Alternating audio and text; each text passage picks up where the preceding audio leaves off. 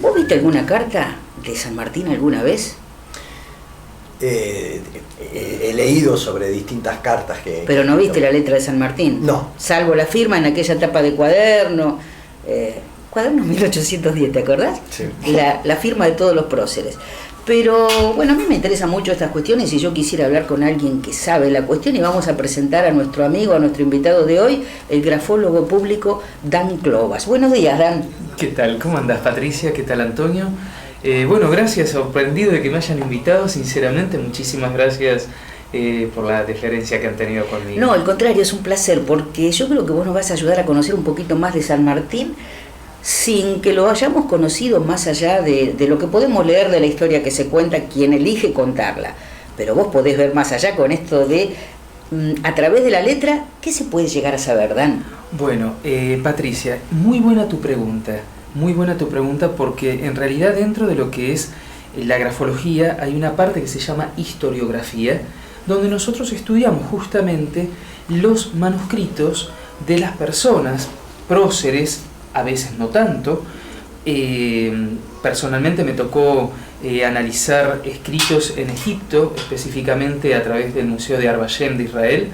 Y bueno, nosotros no conocemos las personas, pero sí conocemos sus escritos, y en base a eso poder determinar quiénes eran realmente, más allá del mito, más allá de la historia, cómo eran, quién eran. Ya te digo, y ahí nos encontramos con sorpresas. De repente San Martín tiene una firma, si bien para la época era de una ilustración importante, ya que él tiene la rúbrica. La firma se compone de dos partes. Una parte que es texto, que puede ser legible o ilegible, lo que sería el nombre y apellido, y otra parte que es rúbrica. La rúbrica es aquel elemento gráfico que embellece en realidad la firma. Ese adorno que todos le ponemos, ese ornamento. Y vos te vas a dar cuenta, Patricia, Antonio, que la firma de los próceres tenían unos arabescos por debajo que se hacían en forma de elementos helicoidales, que se llama. Y vos decías, ¿por qué tanto arabesco? Porque en realidad representaba, hoy por hoy una firma con semejante rúbrica, con semejantes florituras, sería una pérdida de tiempo, una extravagancia, algo así como para llamar la atención, ¿no? Que no lo deja de ser. Hoy se simplifica, porque inclusive la gente, totalmente. Hay gente que tiene dos firmas. 2, 3 firmas, ¿sí? Claro. Totalmente. La de San Martín tiene lo que se llama una escritura en reja y una firma con la parte helicoidal. ¿Qué significa esto? Antiguamente, cuando nosotros firmábamos, agarramos la lapicera y con un solo movimiento de tintero a papel empezaban a hacer ese tipo de rúbrica. Eso significaba que tenían un dominio absoluto de la escritura. Entonces, cuanto más podían hacer esos firuletes, significaba que mayor adiestramiento tenían intelectual. Es muy interesante porque, ya te digo, por la pluma, porque el tema está en la pluma. Claro, el tema estaba en la pluma. Hoy por hoy, si vos querés hacer ese tipo de movimiento con la pluma, seguramente se nos va a ir disparando de un lado al otro y nos vamos a quedar sin tinta y nos vamos a quedar a veces con espacio reducido. En fin, ¿qué significaba esto? Me hace mucho recordar a la escuela del Yedó. El Yedó es la grafología, pero dentro de lo que es el mundo oriental, que justamente planteaba lo mismo, el dominio del elemento impresor hacia el soporte con una tinta específica daba el dominio intelectual y la pericia gráfica que tenía una persona cuando firmaba. En el caso de San Martín, más allá de lo que ustedes hablaron, nobleza, que eso lo tiene realmente, había un componente interno de minusvalía personal. Había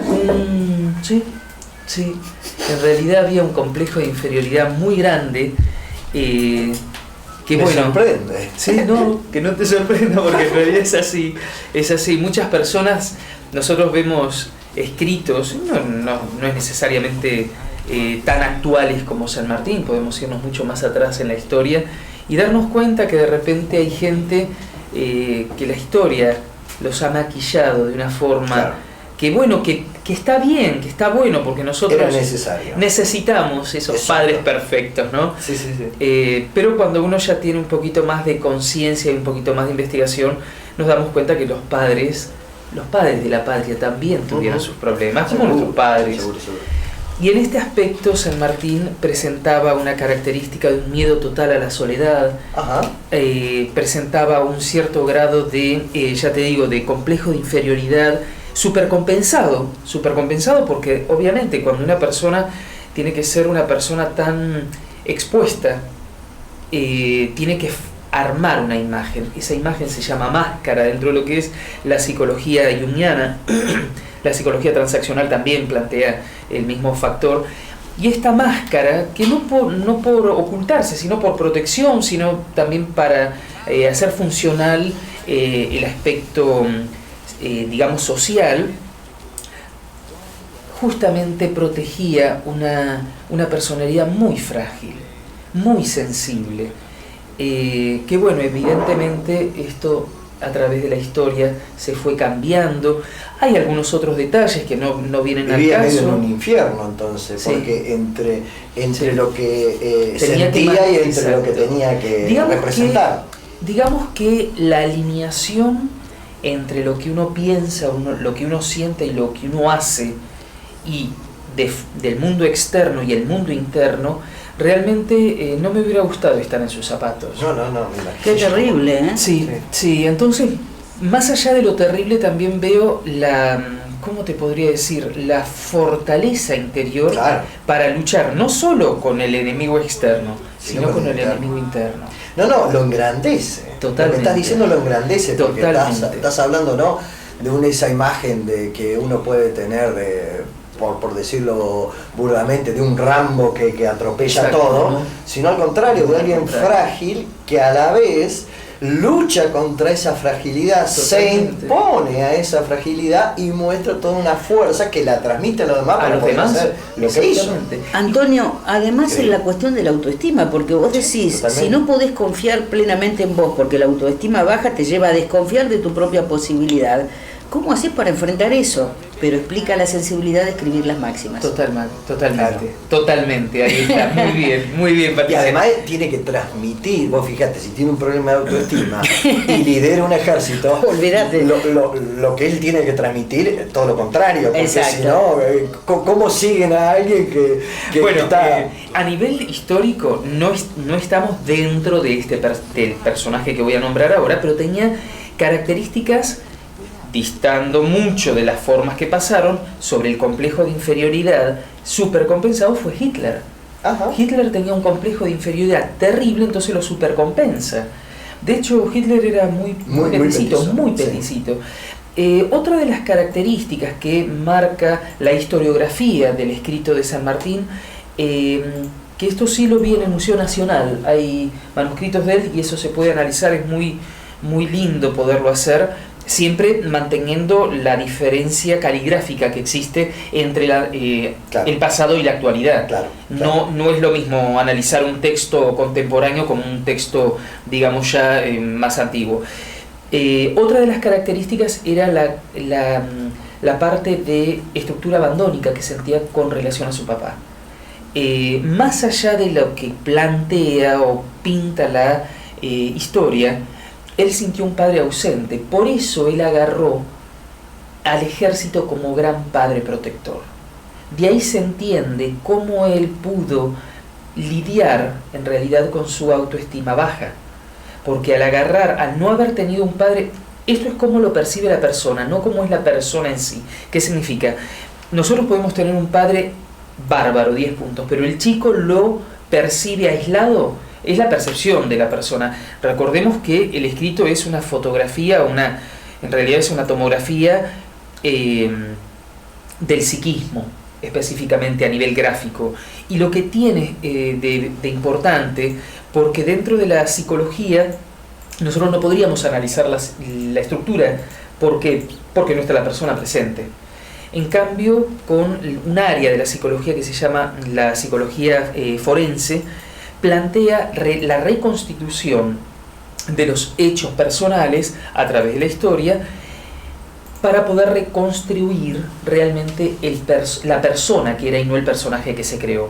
Y una de las herramientas dentro de lo que son las técnicas psicológicas de proyección gráfica que se llaman, está la grafología, como está el HTP, está el Bender, el Trovo, o sea, hay muchas cantidades de técnicas, tanto proyectivas como psicométricas. Por lo que decís, es no solo tener el conocimiento de las características grafológicas para hacer una interpretación de la persona, sino también de la situación histórica.